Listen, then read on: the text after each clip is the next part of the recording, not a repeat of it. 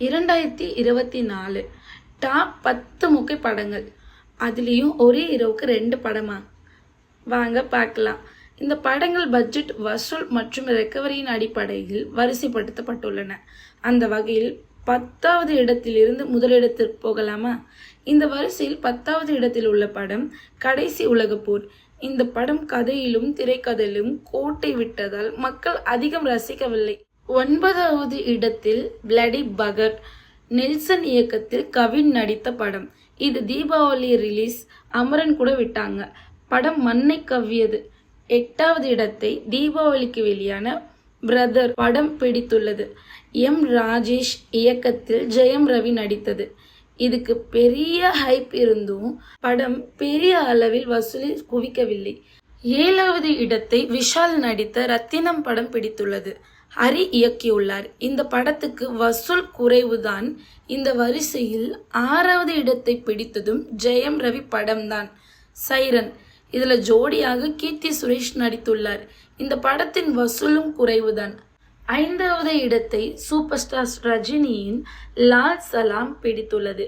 இந்த படத்தோட hard disk தொலைந்து போனது. 21 நாள் ஷூட் பண்ணின காட்சிகள் இடம்பெறவில்லை என்று சொன்னாங்க.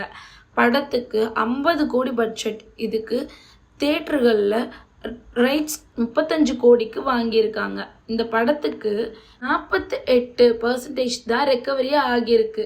4வது இடத்தை தங்கலான் பிடித்துள்ளது. 130 கோடி பட்ஜெட். ரஞ்சித் இயக்குள்ளார். இது மிகப்பெரிய பிளாக் தான். இந்த படத்துக்கு ரெக்கவரி 67% தான். 3வது இடத்தை பிடித்தது தான் படம் சங்கர் இயக்கத்தில் கமல் நடித்த இந்தியன் 2. 250 கோடி பட்ஜெட். 60% ரெக்கவரி பண்ணியது. இந்த வரிசையில் 2வது இடத்தை பிடித்தது ரஜினி நடிப்பில் தாசே ஞானவேல் இயக்கிய படம் வேட்டையன். 310 கோடி பட்ஜெட். இது கிட்டத்தட்ட 85% ரெக்கவரி பண்ணியிருக்கு. சிறுத்தை சிவா இயக்கத்தில் ஞானவேல் ராஜா தயாரிப்பில் 350 கோடி பட்ஜெட் எடுத்த படம் கங்குவா.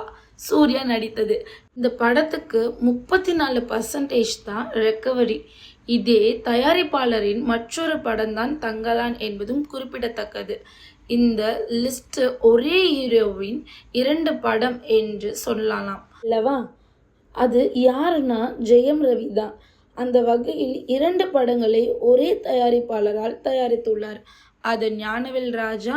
ரஜினிக்கும் 2 படங்கள் லிஸ்டில் வந்தாலும் லால் சலாமின் கௌரவ வேடத்தில் தான் ரஜினி நடித்துள்ளார் என்பதால் அதை பெரிதாக எடுத்துக்கொள்ளவில்லை.